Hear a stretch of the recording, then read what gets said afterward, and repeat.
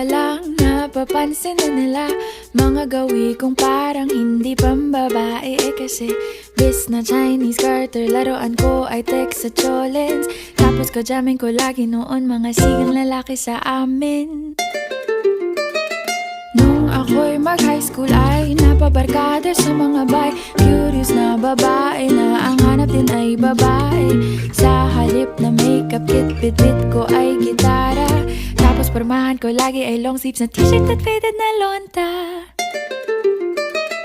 Pero nung makilala kita, nagbagong bigla ang aking timpla. Natutuwa ko na magpariban at mag-ahit ng kilay at least once a month.